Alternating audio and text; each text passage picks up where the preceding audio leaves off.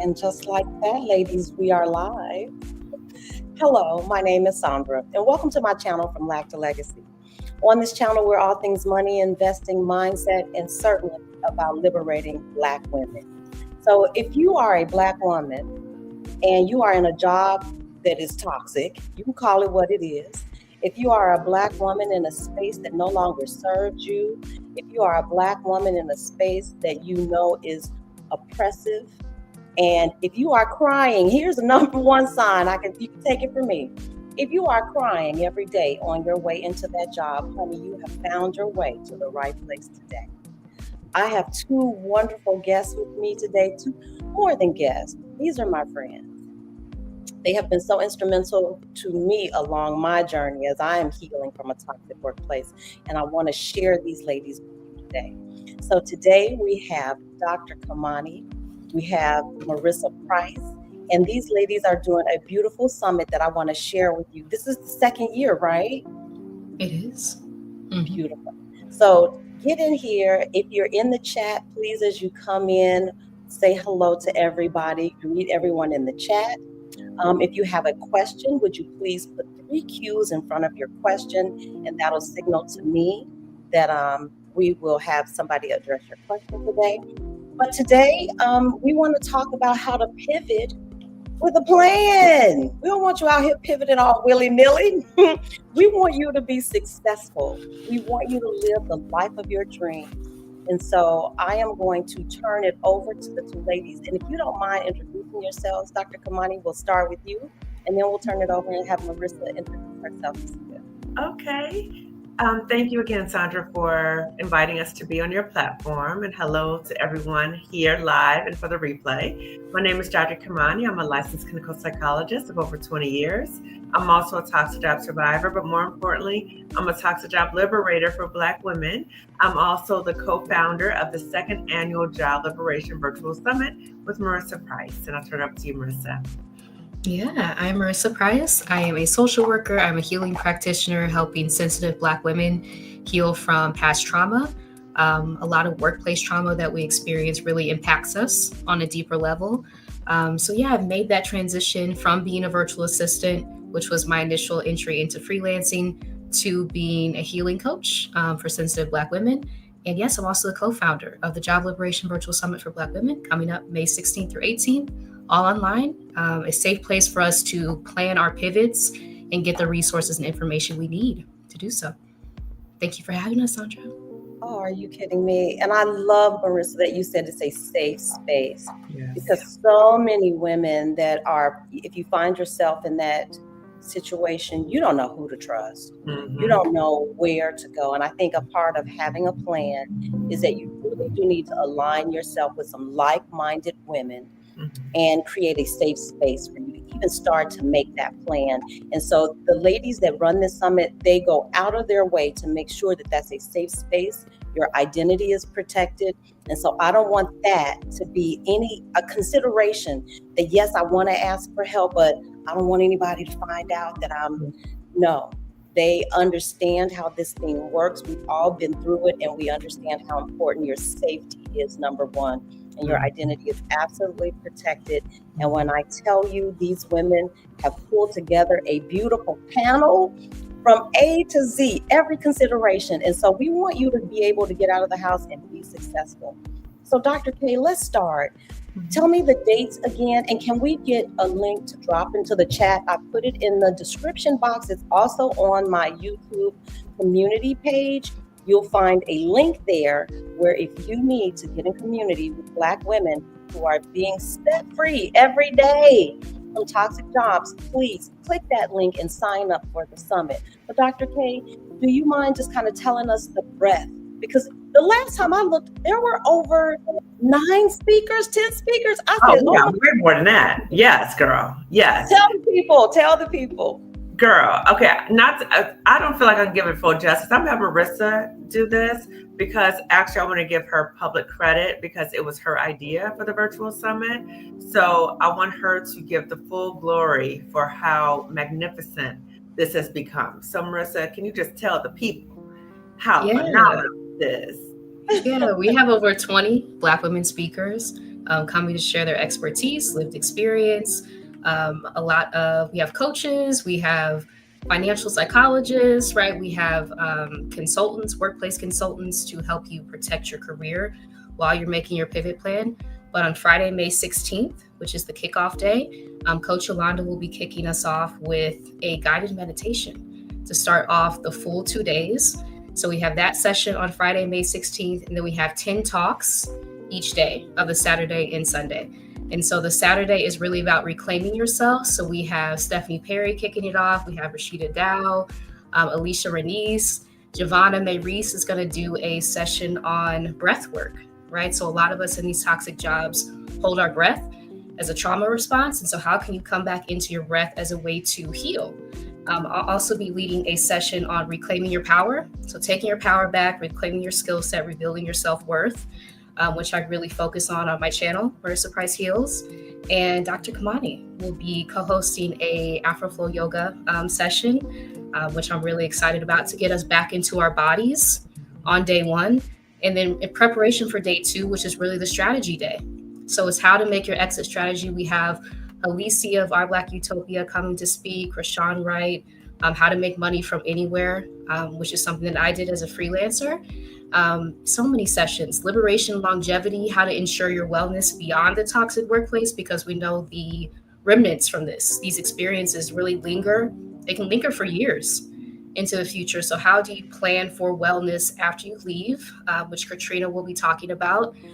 For those who may have struggled, like updating their resume, we have someone from Black on the Job, Rashida James, coming in to talk about how to update your resume, lean into your skill set in order to pivot.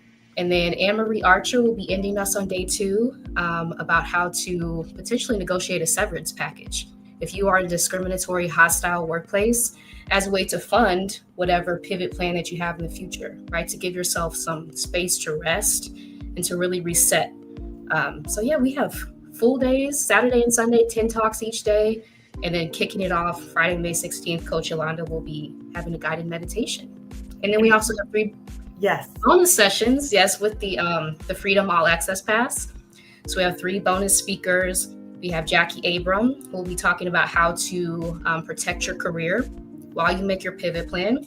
We have Janice Sutherland, who will be talking specifically to Black women 50 plus about how to pivot into a new job, entrepreneurship. And then we have Dr. Roche, the financial psychologist, who will be talking to us how to get your money right, get your financial exit plan in order. So those are the 3 bonus Zoom sessions that you get access to with the Freedom All Access Pass, and in the days following the summit on Zoom. Yeah, let me isn't that phenomenal? It's phenomenal. Like, every time I hear it, I'm like, oh, I'm so excited. And Glamazini is going to be talking about envisioning the life that you want for yourself.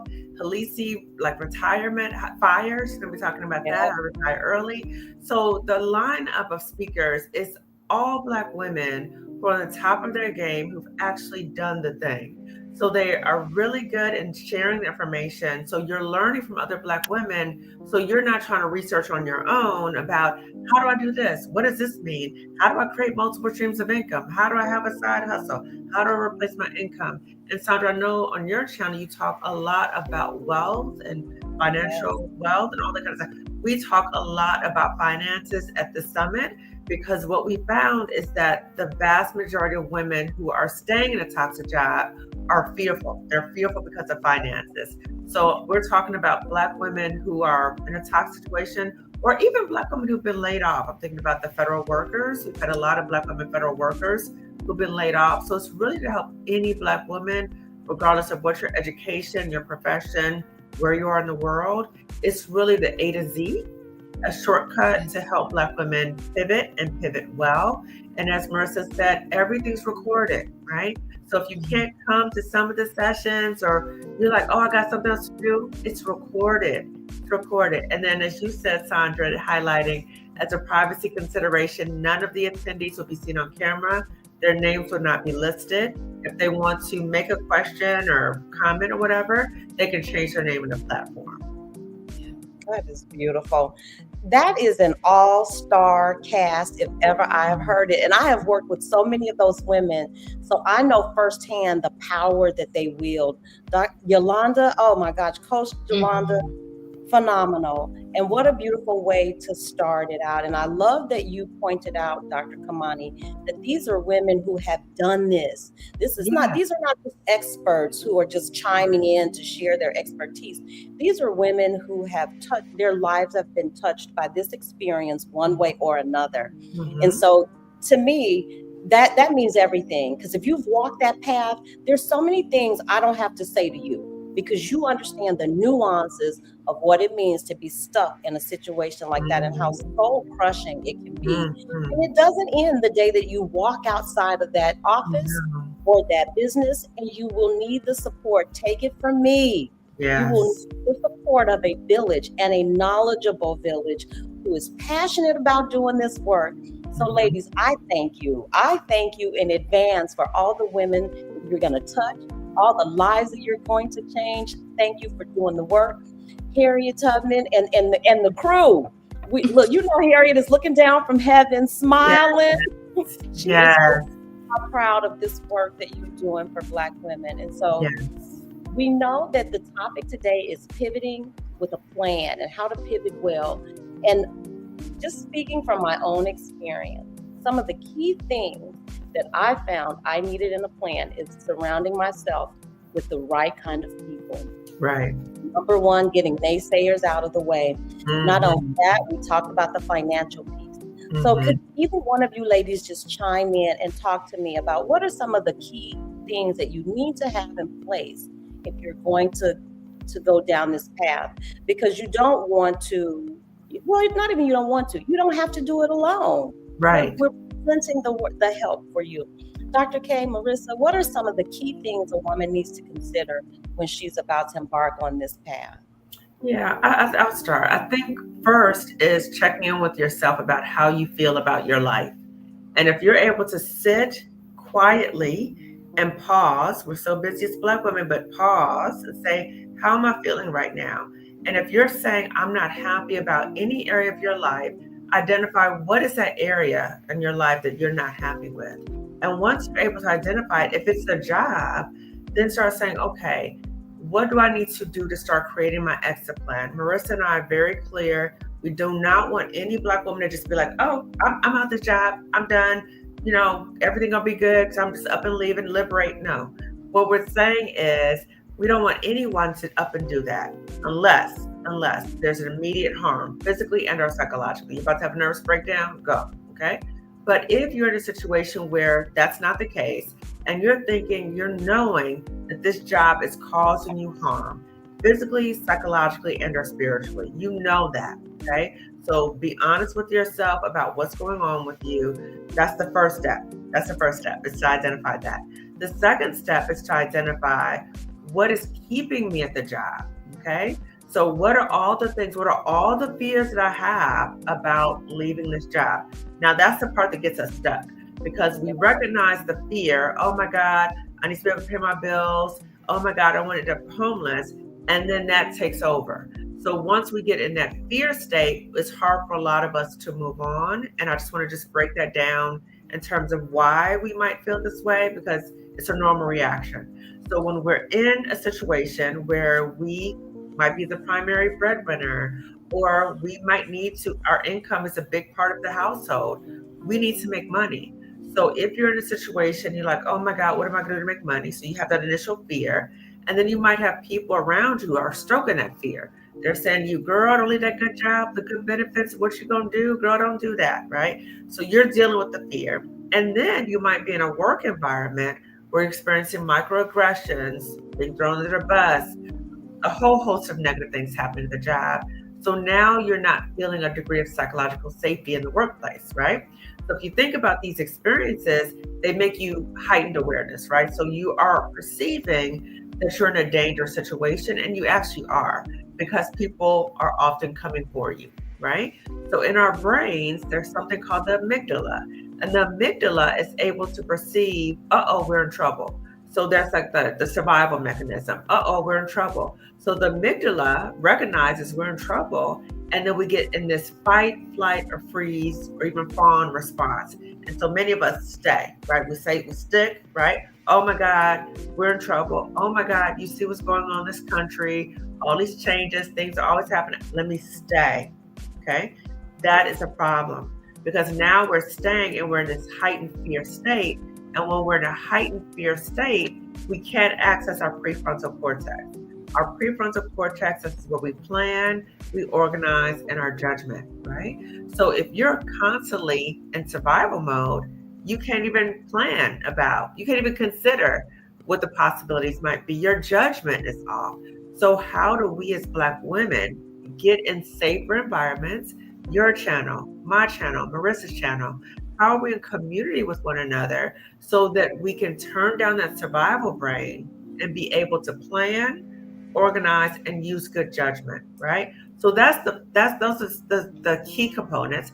The other thing is, if we recognize that it's the fear, what are we going to do to work through the fear? Because the fear is going to be there. Okay, I don't want to tell anybody the fear's not going to be there. The fear is going to be there. What are the things that will help you walk through that fear? Is it therapy? Is it coming to the summit? Is it working with coaches? What is it? But you got to figure out what is keeping you there, because if not, you'll just stay in that survival mode. Yeah.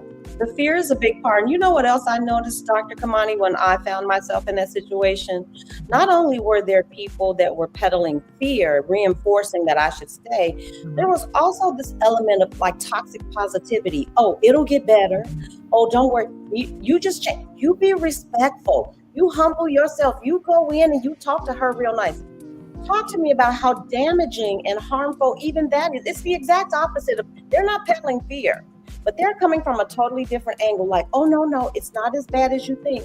And I'll tell you what I think, and I am I am not in the mental health field. Mm-hmm. I think that people who are in that space, some of them don't want to see you get free, because then that means, oh, I'm stuck here, and that means I'm going to have to move my feet. That's true. I mean, it could be that, and it can also be their way of avoiding the reality that you're in a toxic job. Okay. So I've had Black women tell me, we like your videos, but sometimes we can't even watch your videos, because when we watch your videos, it's a trauma trigger to me that I'm in a toxic job and that I'm choosing to stay at a toxic job. So people like that may not want to acknowledge that they are in fact in a toxic job and they're making this choice to stay.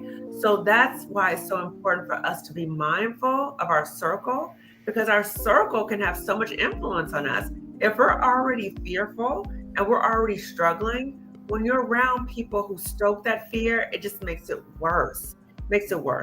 So for us, we have to use discernment of, okay, I'm telling these people about this job and they're gaslighting me, telling me it's not that bad, telling me just play along with the game. And, is it like, if you know it's harmful for you, honor yourself, and maybe don't tell those people what you think about the job. Maybe tell other people how you feel about the job, but not those people. You have some boundaries with that. That's right. Another thing for me, and I'm really just sharing because I want every Black woman, whoever finds this video, to recognize yourself in these descriptions, what we're talking about. Dr. Kimami, one of the things that clued me in was I was crying a lot. I mean, and I'm a crier, I'm a crybaby, but I cry about happy things. Yeah. I cry when folks do well. I cry happy tears. But I found myself crying, and not only was I crying on the way into work, I was crying at home. It was really a hot mess. But at the same time, I was going through the change. And so I discounted all of that behavior, not attributing it to a toxic work environment, but attributing it to, oh, there's something else going on with me. Marissa, can you talk to us, just as a mental health professional, what are some of the signs that would let you know that, hey, something's not right? And it's not just your body going haywire, something's not right. Yeah, like you said, crying spells. That happened to me too, right? I would just burst out in tears. I'm like, where did that come from? I was being traumatized.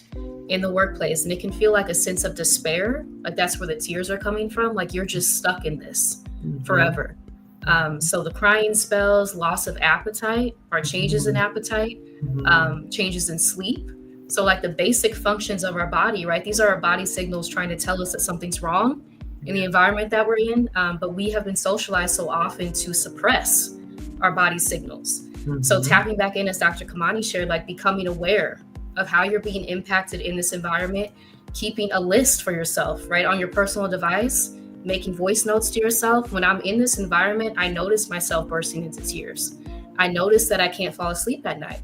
I notice I'm ruminating constantly on a conversation that I had with this person where I felt totally disrespected, right? And then to realize that that's not normal, right? We've been socialized to believe that that's just part and parcel of being in the workplace as Black women. And with the summit, we're really pushing back on that idea, right? That's not what we should expect to be in 8, 10, 12, 14 hours a day, having our bodies literally break down from this treatment.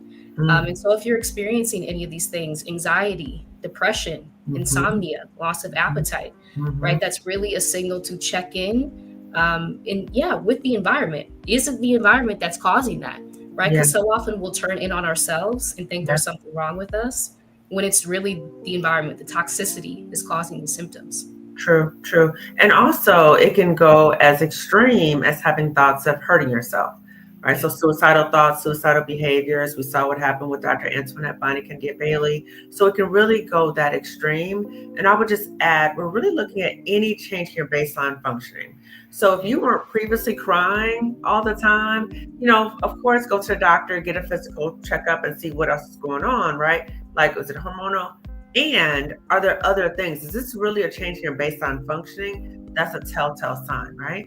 So I just want to offer everybody 3 telltale signs, about being in a toxic work environment. It's specific, the symptoms might be different based on each person, but there's 3 telltale signs, okay? 1 is you're having physical, psychological, spiritual symptoms, okay?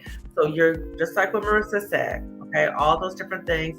And spiritually, it might look like it looked for me, where I was questioning, why would God do this to me? I felt like I was being punished by God because I was like, wait a minute, I'm a good person, I'm a good employee. Why would you be doing this to me, God, right? That's the first thing. The second thing is you start talking about the job all the time. So there's no boundaries. So you're constantly talking about the job. And, like everybody who knows you knows about the job. They know about the key players. They know everything else. The other thing is that your identity has become fused with the job. So you can't really see yourself outside the job. You're constantly thinking about the job. After work, weekends, vacation, you're constantly thinking about the job. So we have to be mindful of like these telltale signs and say, wait a minute, this is not normal. It's not normal to be crying this much about a job. That's not normal. And knowing that all of these behaviors, the longer we stay in these environments, the more we're harmed. Yes. Yeah, absolutely. And if you're at home and you're just going in your mind, check. If you've checked 2 or more of these things, it is certainly worth examining a little closer. And when I tell you don't want to suffer any longer than you have to, these environments are absolutely damaging. Another thing that I noticed too as I was going through was that there's an element of shame. And can you talk to us about how that can keep you in a space longer than you actually need to be? I knew I felt it. I was like, maybe some part of me did do something. Maybe I did give her the look, and maybe that's why she's responding to me. And so shame for me played a role in why I stayed longer than I should have. Have you found that to be the case with other women, that sometimes you kind of internalize it? It's the last thing you want to really accept, is that somebody is really treating me this poorly. And somebody's conspiring against you to intentionally harm you, which is so hard to logically understand, because you reflect on your work, you think about, wait, I'm a great employee. Like, I'm really good at my job. Why would somebody do this to me? And then that's what trips us up, is then we start trying to logically make sense out of things that don't make any logical sense, right? Yeah. So we start going down rabbit holes and trying to figure it out and all that kind of stuff. You will never figure it out, okay? We might also tell ourselves, well, I need to play the game better. Maybe there's something wrong with me. Maybe I need to play the game better. No, you still won't win, because number one, the game is rigged against you. You never know who's connected to who. You're never going to win. And you have to ask yourself, when you get into this mentality, I think a lot of Black women, I've heard a lot of Black women say this. I used to say this to myself, like, oh, they're not going to run me out of here. I'm going to fight these fools. You know, I'm not going to let them win, right? They say, wait a minute, what am I trying to win? Okay. What is the cost of me so-called winning? And is this environment going to even let me win what I'm trying to get? Okay. Then you'll be able to recognize the game is rigged against me. So it's difficult. And this is the other part you talk about, the shame. The shame, I think, many times comes from us Black women. We are seen as a strong Black woman because we have had to be the strong Black woman. Okay. We are strong. We don't have a choice not to. We are strong.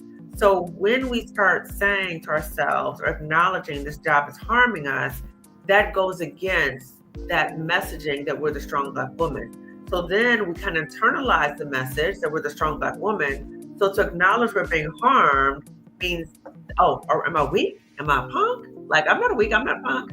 So I'm going to stay here and stick it out because I'm a strong Black woman. That does not benefit us. So the shame can be acknowledging this job is really harming me.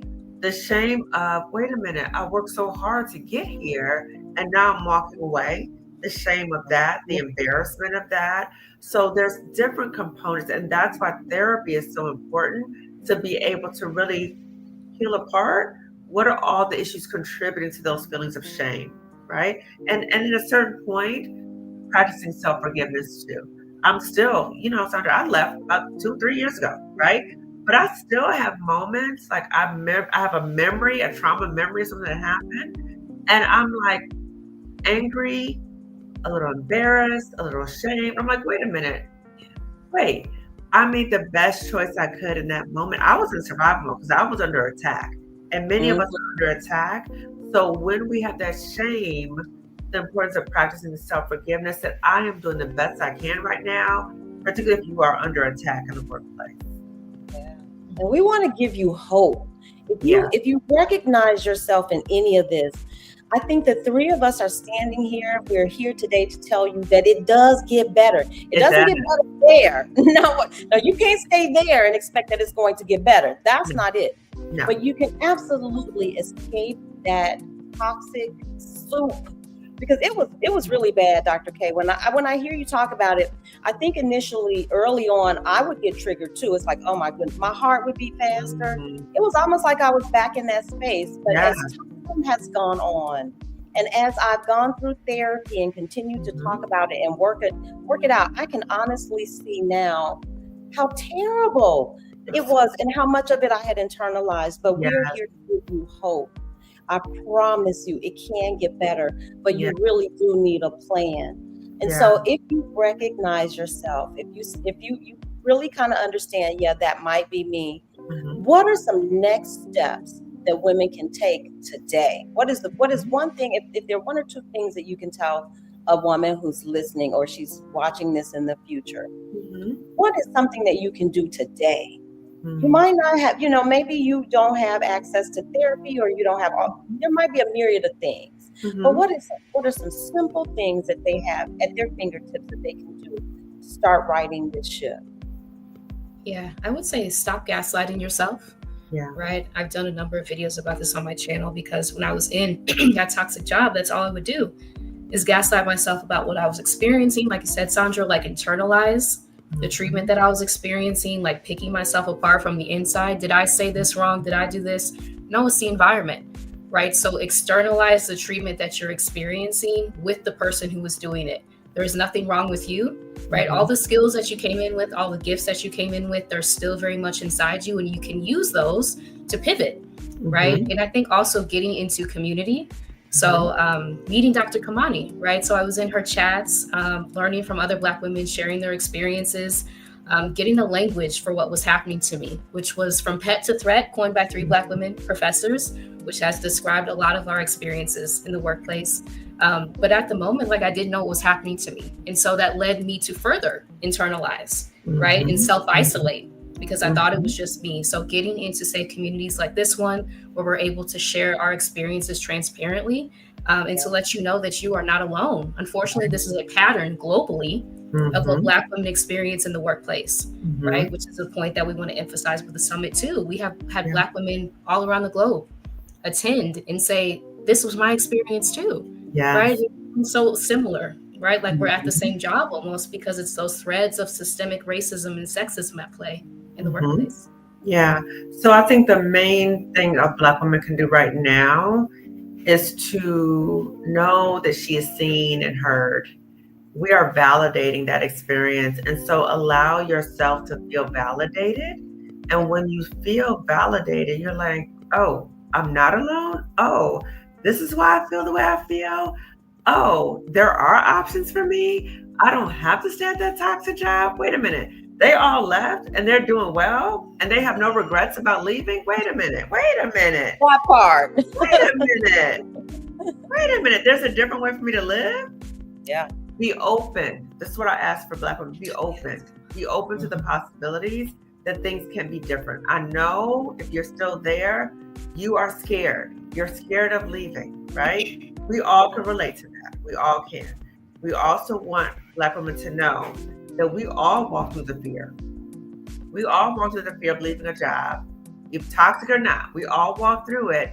And on the other side, things are so much better. I think a lot of us, all of us, were able to walk through. A big part of it was to be in community.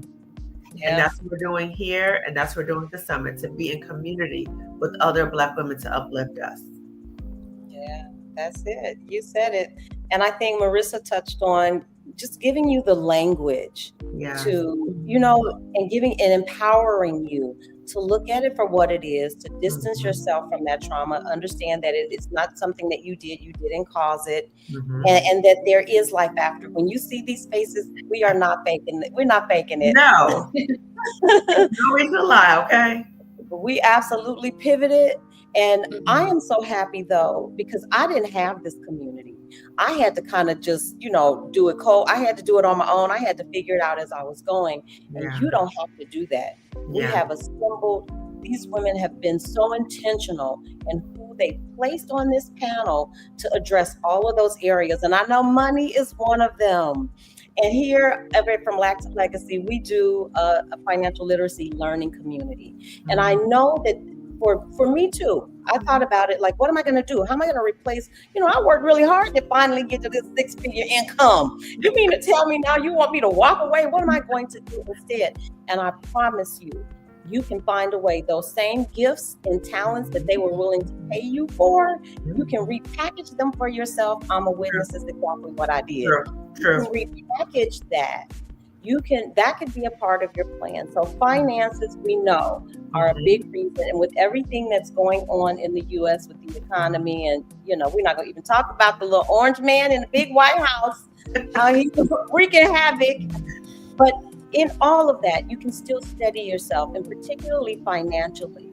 And so what I would say to you is, as a part of that, not only acknowledging it, finding the right community, getting in community with other women, you need to start planning financially. Absolutely. So that might be something as simple as starting a savings, making sure that you have, who coined the phrase FU money? Was that Adelia? Yes, Adelia. Yeah. Girls, start getting your FU money together, because there may come a time where you're going to need to walk. And having money, and it doesn't take $1 million, but having a financial plan is going to be so critical. Can you talk to us? I know Dr. Roche is on the panel. I love Dr. Roche. Yes. She and I work together, and she does great work in this space. Talk to us about the importance, and if are there other speakers who are speaking to money? Oh, yeah. Oh, absolutely. So Dr. Roche Brown is a Black woman financial psychologist. She's also a clinical psychologist like me. And I worked with her when I was trying to get out the toxic job. So I said, okay, if finances is what's keeping me here, I need to work with a financial expert to come up with a plan to get out. So I worked with her when I was in that leave of absence, came up with a financial exit plan. So she's one of our bonus speakers. So for the bonus, one of the bonus sessions, she'll be talking about creating your financial exit plan based upon your own timeline, right? Because we all have our own timeline. So on your own timeline, and also talking about what to do about your retirement and also your health insurance, because those are the other two biggies that keep us in a toxic job. So in addition to Dr. Roche Brown, who will be doing the financial component as a bonus class, we're also going to have Halisi from our Black Utopia talking about retiring early. We have Krishan Wright talking about ways to monetize your talents. Also Kim with the Gems talking about ways to make money from all the things, your talents. Again, she's talking about that. We're going to talk about multiple streams of income. I think Krishan is also going to talk about that. And am I leaving somebody out? We'll talk about remote work. Jones. Am I missing somebody about the financial part? Rashida James from Black on the Job will be talking about how to use your skills to pay the bills. Yes. Right. So that is what jobs hire us for, is our skills. And so knowing that you have ownership over your skills and you can use them to pivot, right, to another job opportunity, to freelancing, entrepreneurship, the options are limitless once you're able to have ownership over your skills, right? The job does not own those, you own those. Yes. And then the other topics relate to ways to pivot, right? They're not specific about money, but it relates to money, because once you find ways to talk about your talents and gifts, then you can find other ways to make money, right? Because what we want for Black women is to have, replace your income, but also have multiple streams of income, and knowing all these different options that we have to make money. That job is not the only place where you can make money. It's not. And so for us to keep that in mind, because I know I used to feel the same way. And the summit is it 2 full days for the summit? Saturday and Sunday. Yeah, those are the full days, 10 talks each. Friday is our kickoff guided meditation. And then if you get the Freedom All Access Pass, those give you access to the 3 bonus sessions, including Dr. Roche. And Marilyn was so kind to drop in the link for the 1,000 Black Women Brokerage Account Challenge, so that if you need support beyond those 2 days, and I'm talking seriously, we talk about all things money, how to create a budget, how to start investing, all the different vehicles that you have at your disposal. Because I know, in a perfect world, you should just be able to be treated fairly. That's not what we're working with, folks. And we do need to be financially literate. I mean, money does not make you happy, but it can see you through a whole lot of things. And so I don't want you to neglect your financial health in this whole equation. So if you're needing some support beyond the 2 days, the ladies are going to give you the keys to the kingdom. But if you want to continue that work, how do I set up a high yield savings account? How do I open up a brokerage account? How do I begin to invest? How do I do this? How do I sustain myself beyond this job financially? Please check us out. We meet twice a week. So ladies, we've covered quite a bit here. Listen, so now we understand what we're working with. Now you've given the ladies a few key things that they can do immediately.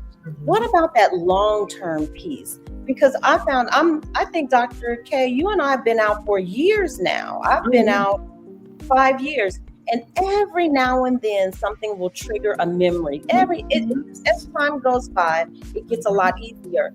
But there's still some things that will pop up, and I'm like, I should have said. And I saw her on the street today. Yes, girl. Yes. Yes. You better watch out. Okay. Yes. You better watch out.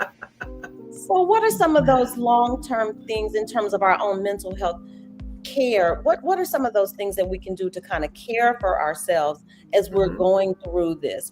We know we need to get a financial plan in place. We know how to recognize the signs, but what are some things that we can do to care for ourselves as we're going through this process? Yeah, so make sure we have a wellness plan in place. So Who are the people around you who can support you in this process? Because you don't need people around you who are stoking the fears you have, right? So again, boundaries with those people who are stoking the fears, and be in community with the people who are pouring into you. That's a big part of it. The other part of it is leaving a job, even a toxic job, brings up so many different emotions. There's often a grief process, the grief of the dreams you may have had for that job or how you thought things were going to be, saying goodbye to that. It may be people that you were cool with at the job, maybe your work bestie and other people you were cool with, saying goodbye to that type of relationship. You may still be in connection with them, but the dynamic is going to change. And or it might be people that you had at the job who you thought you were cool with, and they betrayed you in some ways. So it's dealing with the grief of that, and that grief can last a long time. Like you said, you can have triggers of that. The other part is when you're in therapy and you're processing things might come up about unresolved issues in your own life, maybe unresolved traumas in your life, maybe issues in your childhood, maybe you had issues with a family member who kind of primed you for being in this toxic environment. So it's harder for you to leave. So that's why you need to deal with those deep-rooted issues and stay in therapy throughout that process. Okay, that's very important. The other thing is that it's important to work with a coach who can help you. So a coach looks at, okay, this is where you are now, where are you trying to go? And I can walk with you through the steps to help you get there. I can come up with a game plan, right? So the summit provides all that information with all those people. We have coaches there you can connect to. But one-to-one coaching, again, gives you that personalized attention so you know what to do. Now, coach and therapist are two different things, okay? Sometimes people say, well, I got a life coach and da-da-da. Sometimes you need a therapist. A therapist goes deep, deep, deep. Like, let's look at what these issues are. What is this about? It's not the same thing as a coach, okay? Therapy goes deeper. Coach is usually like, okay, present, let's see what the game plan is. So the importance of getting the support, having boundaries. Do not tell people at your job that you plan to exit plan. Do not do that, okay? Walk in silence like Harriet. Harriet won't tell everybody what the plan was, okay? So walk in silence, but still get those resources together. So when you're ready to go, then you're able to go on your own terms. You know, that's a great point. Marissa, I know you've done a lot of work with this, with childhood bullying or being bullied in your past. And I know, Dr. K, you and I did a video together about how your past traumas, whether they were from a relationship or whether they were with family members, how those things kind of prime you. And we don't even think about this, how that can carry over until present day and be a factor in why you're in that space and why you stay. Marissa, can you talk a little bit about that?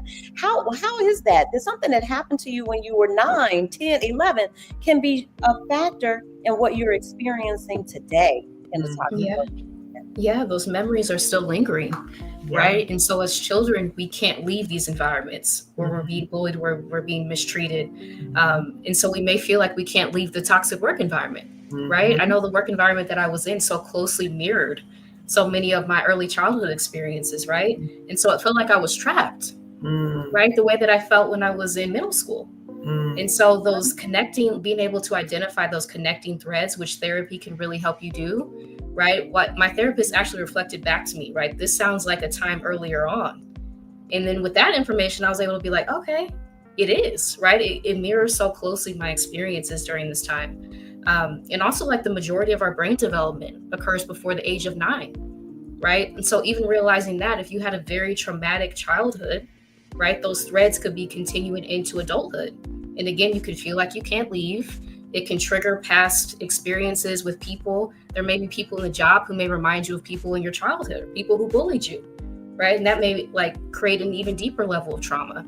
So these workplace experiences can really bring up those past wounds. And I think even being aware of that and why it's so important to make your exit plan from that, because you will be continued to be re-triggered, right, over and over again. And we don't want that for you. We don't. I think I shared with Dr. K one day. I was a teacher for 30 years. You all know this. And I walked into the office one day, and I was actually able to identify every person in there. I was like, you're a flying monkey. Oh, you are the bully. Oh, you are the enabler. It was like a light went on. It was like really the Wizard of Oz, when they say like the curtain. I said, no, I cannot unsee this. I know who every last one of you, every last one of you have a role. And so if you find yourself finding those similarities in your toxic work environment, girl, that's a sign. And I love this, that we have been able to just tell the truth. I'm telling you, it didn't get better. It doesn't get better. It's not going to get better. So thinking that you can stay and that you can tough it out and then I go, all those, no. And what I really want Black women to hear is we always need to have backup plans. Yes. Always. So even if we think, oh, well, it's okay right now, always have backup plans, particularly what's going on right now in the US. Yes. We need to always be ready. Always. Mimi said, one thing a therapist told me some years ago was sometimes the action or inaction served us in the past, given the environment that we grew up in, but we can use new tools that work better now. Yes. Word. That's a whole word. That is true. That is true. We don't have to continue to live in those same patterns. We don't have to continue to perpetuate that suffering. We don't have to continue to live that way. I promise you, these beautiful faces that you see before you are the sign that there is hope, sisters. I promise you it gets better. I promise you that the help is so close. If you can just hear what we're saying and take that leap of faith, hit that link. I've posted the link for the summit on my community tab. It's also in the description. I'll make sure that it's in the description of this video. Please, you've got 2 full days of nothing but help, resources, and solutions. Because right now, I'm sure where you're sitting, we talked about the fear and how fear can cloud your judgment. You can't think as clearly, but you don't have to do it alone. That's the good news, that you don't have to do it alone. Ladies, is there anything else that you want to touch on that we haven't touched on today? Yeah, I just want, because you talked about hope, I want Black women to also know that healing is possible. It is a process as well. And when we're in these work environments, I think we say, oh, all jobs are toxic and, that's just how it is. No, that's not true. Not all jobs are toxic. A lot might be, but not all are. Also, recognize that sometimes these toxic work environments can be actually workplace trauma. So it's a form of trauma. So when it traumatizes us, it has a profound impact on us. That's why all of us right here, we're metabolizing the trauma. Even talking about it. People say, how do you come on YouTube and talk about this so much? I say, this is therapeutic for me to talk about it. I'm continuing to get this toxicity out of my body. So when you're in a toxic work environment, the toxicity is going to seep through your pores. It's going to impact you on some level. You can't just be in a toxic environment. It's not going to impact you. It is going to impact you. So you have to think about, as you're in a toxic work environment, what is the cost of me being here? So I invite Black women listening to this right now, do a cost and benefit analysis. What are the costs and what are the benefits of me being here? If the costs outweigh the benefits, then I think it's a good idea for you to come to the summit. Again, this is about planning, getting our plans together. This is not saying you have to immediately leave a job if you come to the summit.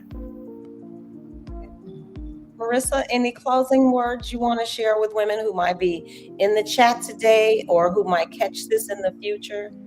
Yeah, I think it's so important to remember that you have the power to make your plan on your timeline, right? So both Dr. Kimami and I, right, it took us a period to be able to get our financial plan in order, understand what our next steps were in order to make that move, right? But as long as you have the information when you need it, which is the purpose of the summit, which is why we have replays to be able to go back to the information if you're not in a place to process it right now, but to know that it's in one place so that you don't have to spend time Googling it yourself, right? That can be a lot when you're already being traumatized every single day.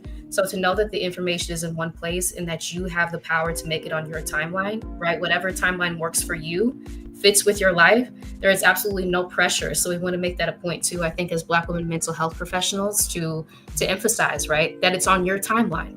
Yeah. Sometimes these can, like we discussed tonight, bring up deeper wounds that you may need to tend to, right? Go into therapy and all these things that can pertain to people's individual life circumstances. But to know that you have the power to pivot out of that environment, you don't deserve to be harmed. Yeah. Right? We're not here to be harmed. And we should not just expect being in the workplace, right, as part and parcel of being Black women in the workplace, that we should experience toxicity, mistreatment, harm. Like we're pushing back against that notion that we've been fed so often. Yes. I like that. Yes. And the structure of the summit, for me in education, we had a term wraparound care. It just feels like wraparound care. Yeah. I mean, with Coach Yolanda kicking it off with a guided meditation. Not only are we going to talk about how you can soothe your soul, but practical things that you can do. I see, for me, it feels like a whole mind, body, spirit approach to getting you out of a situation that I promise you is not going to get better just sitting there. No amount of toxic positivity. You can't wish this away. You can't pray this away. And trust me, I don't say that lightly. I believe in the power of prayer, and prayer is certainly powerful. But there comes a time when you also have to move your feet. And we don't want you to stay at that space until the place where you want to put some elbows. But we want you to get the help that you need. And when I tell you that these women have been so intentional about gathering a panel that is going to be able to see you through from start to finish, and that you will leave the summit with a plan. Nothing, you will have the guidance that you need. You will be in touch with resources that can help free you. So when I say I applaud, Harriet is in heaven looking down, smiling, because you women are out here, you ladies are doing the work. You are setting people free. And I just want to thank you for the impact that you've had on my life and my journey out of a toxic work environment. And I know that's why I promise you, that's why whenever you call me Dr. K, it's never can we, it's just when will we. Oh, thank you, Sondra. Thank you, Sondra. I'm wondering, can we talk about something really quick? I just thought about something. Can we talk about Black women who might be on the fence about coming to the summit because it is an investment? So can we talk a little bit about investing in ourselves? Because we might think, wait a minute, it costs money. You know, I got other things to do and all that kind of stuff. Can we talk a little bit about investments? Because I would just invite Black women, if you're on the fence about coming, to really lean into that. Why I'm on the fence about coming? Why do I not want to come? Lean into that. Is it the fear? What's going on? Is it the money? What is that about? And can Sondra, because you are a money person, can we talk about the difference between investments and just kind of throwing money away? Absolutely. An investment lives on forever. It is something that your return on your investment is immeasurable. So if this means that you take the time today to put aside a little bit of cash, the payoff for you in the future, it's you can't even count it up. Peace of mind, being able to sleep, being able to reclaim your mental clarity. Can you put a price on that? Trust me, I'm on the other side. You cannot, you know, I don't wish it on anyone, but if you find yourself in that position, I promise you, Dr. K, I would have paid cash money had somebody presented a package for me. If I didn't have to cobble it together. You know, fortunately enough, I was old enough and I was so close to retirement that, you know, I was like, I don't even know why you throwing stones at me. I'm on my way out anyway. I don't understand it, but I understand this is how you have to move. But you might not be that. You might be mid-career. And I understand that could be scary. But I promise you, the money that you invest on the front end is going to pay dividends on the back end in ways that you will be thanking these women for later. And if you don't know what a dividend is, you need to join our financial literacy learning community. True. I'll tell you all about dividends. But dividends aren't just in the way of financial, you know, a financial come up. You mentally, physically, spiritually, emotionally. And then, ladies, can we add this? The other Black women that you're going to be in community with. Along this journey, I have made some friendships and some connections that I know will be lifelong friendships and connections with people that you can count on. Oh, don't make me get emotional. I have a sister friend that I connected with along the journey that I could call anytime, day or night, midnight, and she'll pick up her phone because we have this shared experience. So ladies, it's worth every penny. As a matter of fact, I think it's a bargain. It's a bargain. Can you put any amount of money on your mental health? You cannot. Take it from me. And the joy that you will be able to experience again once you're free from all of that nonsense. Dr. K, I'd have paid you triple. I would have paid. I promise I would have. I would have emptied my purse to get free. And so, ladies, please, if that is a consideration, I just want to put your mind at ease. Trust me. You see us. You couldn't get 3 Black women to come on here and tell you something that wasn't true, that would harm you in this way. We are absolutely sharing our truths and how we overcame and came through, and you can too. And you don't even have to do it the way many of us did it without the support. I had to cobble mine together. But here you have an intentional panel of beautiful Black souls. When I tell you, most of those women I have worked with, I half of those women I have either followed, listened to, gleaned something from either their YouTube channels or their content. And here they are assembled together all for you in 2 days, where you don't have to search all over the internet. I say you better go for it. And how much time do the ladies have left to purchase tickets? How many days left before the summit actually kicks off? Up until the first day of the summit, so Friday, May 16th. Okay, so that gives you just under 2 weeks. Ladies, get your money together. Purchase your ticket. And I think I heard you say that there are replays. Everything's recorded, so even if you can't attend on the actual days, you can purchase and get the replay. Tell the ladies just a little bit more so that they understand everything that they're getting for what they're paying. Can you talk about the 2 tiers of ticket? Yes, the Liberation Standard Pass, you will get replays for 3 days post the summit.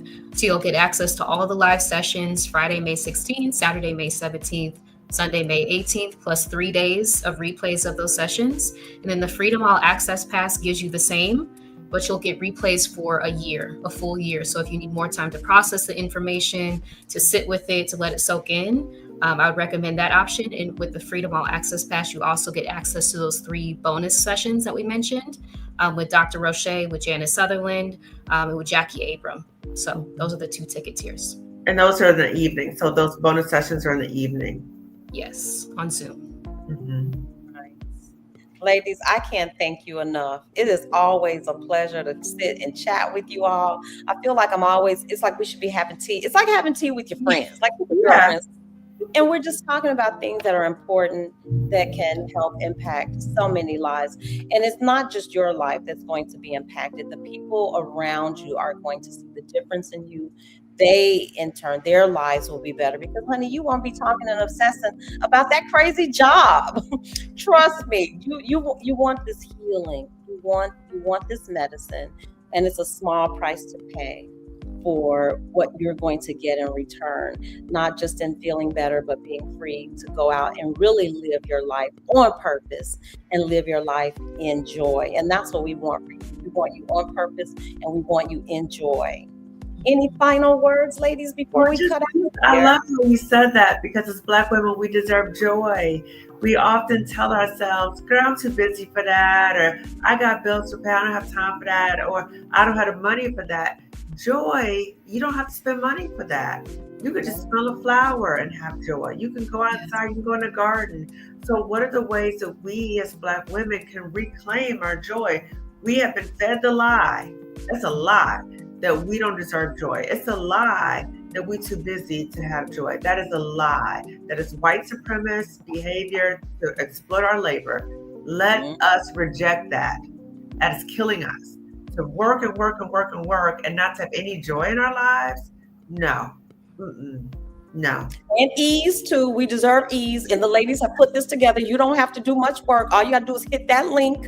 I'll post the link one more time because they have done the work. They've gathered the practitioners. They've gathered all the pieces because we've done this. And I know that every year that summit gets better and better and better. And I wish you all nothing but a world of success with the summit, because I know when you're successful, that means that more lives have been touched and changed and transformed. And so I forgot to add, we have Black women sponsors too. Black women owned business sponsors for the summit as well. Yeah. Look at that. Just giving back all around them. Full circle. Marissa, thank you so much. Dr. Kimami, thank you so much for spending this time with me. And I hope that if you're in the chat that you've heard something that you can take with you that will help you on your journey. If you're catching this in the future, please do yourself a favor, hit that link. If you miss it, it's on my community tab. If you don't find it there, you'll find it in the description of this video. And for that, I thank you, ladies. Anything else before we get out of here? No, this is a beautiful, beautiful conversation. Thank you. Thank you.